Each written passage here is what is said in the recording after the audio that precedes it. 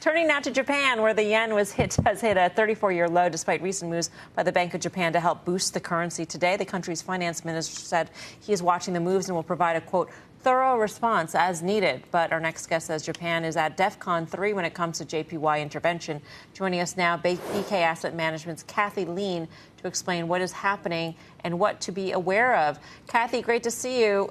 Verbal jawboning doesn't seem to work. So what next?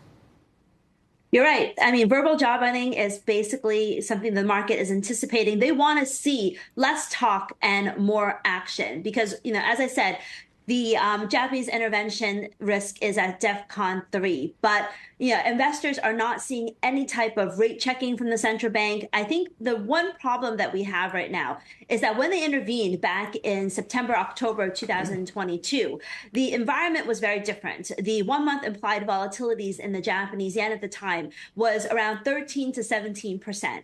Right now, the 1 month implied volatility is closer to 9%. So the Japanese, who have been calling the move, one-sided, disorderly, aren't necessarily seeing that immense amount of volatility that they saw back in 2002 that really pushed them to the edge of intervention. At the same time, this is really a dollar story, Melissa. And if they intervene, they're fighting against the winds of the market because U.S. data has been very good. And the main reason why dollar yen shot to these 34-year highs, even though it had been an uptrend since the beginning of the year, is because we had that new leg higher in U.S. yields. You couple that with the Fed, looking at a delayed interest rate cut, and all of that is really driving the dollar portion of the yen higher. So intervening at a time when we have yields going up in the U.S. and not going down will make it a very difficult effort for the Bank of Japan and the Japanese government in general. So it's, they don't necessarily have the right environment that they're looking for to intervene, but we're getting close to those levels where they really are going to be pushed to action. Otherwise, the market's going to push them into action.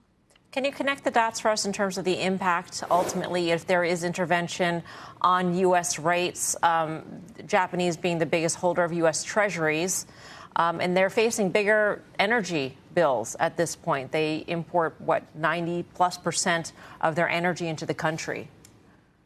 You're absolutely right. I mean, if they came into the market and they intervened, given that they're such large holders of U.S. treasuries, by intervening into the market, they're basically, effectively need to sell treasuries and buy back the Japanese yen, which, could affect, U.S. interest rates in a way that they don't want to. Also, by selling U.S. dollars, that could also cause, inflation to rise because a weaker dollar is inflationary. Now, that is one of the main reasons why I don't think we're going to get coordinated intervention.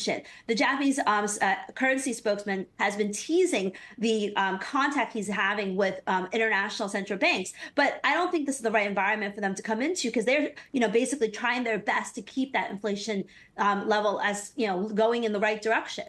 But at the end of the day, Melissa, I think it's important to realize that even if the Bank of Japan, Ministry of Finance come in, the intervention rarely is lasting in the market unless it's coordinated. And we've seen this time and time again. So I think, it's going to be a futile effort on their part. I think we're going to end up seeing a situation where even if they intervene, dollar yen is going to fall sharply for sure. But you're going to see a lot of buyers come back into the markets.